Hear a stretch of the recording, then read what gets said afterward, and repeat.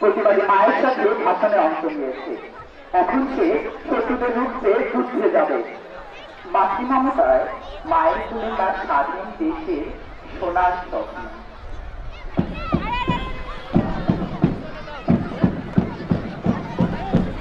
স্বাধীনতার ভাষণের পর বাংলা দেশপ্রেমের বিরুদ্ধে রুখে বেড়ানোর জন্য 1971 সালের 26 মার্চ প্রথম শুরু করে জাতির পিতা স্বাধীনতার ঘোষণা করে। এই ঘোষণার মধ্য দিয়ে আপনার জনগণ যুদ্ধে ঝাঁপিয়ে পড়ে। শুরু হয় সেই মহান মুক্তিযুদ্ধ।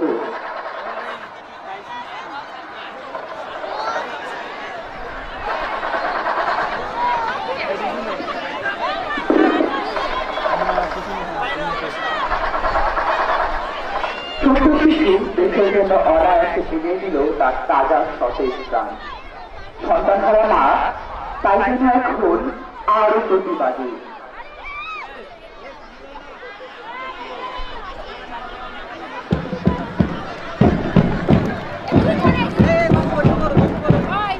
অতঃপর দীর্ঘ 9 মাস 30 লক্ষ কারিগরের অক্লান্ত পরিশ্রমে 1971 সালের 16 ডিসেম্বর আমরা আমাদের স্বাধীনতা অর্জন করি।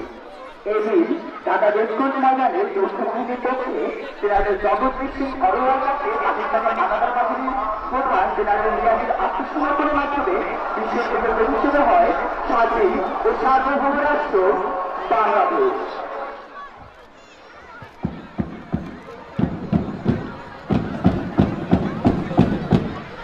স্বাধীন রাষ্ট্র প্রতিষ্ঠার পর বঙ্গবন্ধুর নেতৃত্বে সদ্য ভূমিষ্ঠ বাংলাদেশ রাষ্ট্রটি গড়ে তোলার কার্যক্রম শুরু হয়। কিন্তু কুচক্রী মহল ষড়যন্ত্র করে 1975 সালের 15ই আগস্ট জাতির জনক বাংলার মহান নেতা বঙ্গবন্ধু শেখ মুজিবুর রহমানকে সপরিবারে হত্যা করে। যাদের মধ্যে ছিলেন বঙ্গবন্ধুর সহধর্মিণী এবং এবং তার পুত্র সন্তান সহ আরো অনেকে। সিঁড়িতে পড়ে থাকে জাতির পিতার নিথর দেহ। পিতার মৃতদেহের পাশ থেকে নির্মমভাবে টেনে হিঁচড়ে পাশের বদ্ধ ঘরে মায়ের মৃতদেহের পাশে গুলি করে হত্যা করা হয় 10 বছরের ছোট্ট শিশু শেখ রাসেলকে।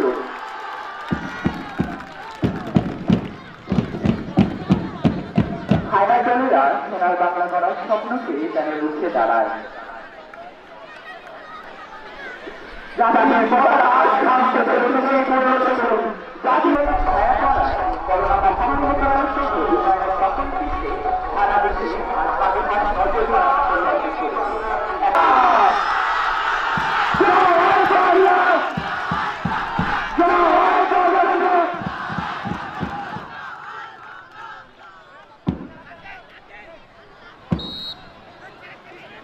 সুপ্রিয় দর্শক মণ্ডলী, এতক্ষণ ধরে ধৈর্য সহকারে আমাদের ডিসপ্লে উপভোগ করার জন্য সকলকে ধন্যবাদ। এবং সম্পূর্ণ পরিবেশনায় ছিলাম আমি জুমাহির নজরুল, প্রণামী মোহাম্মদ ইসলাম। ধন্যবাদ।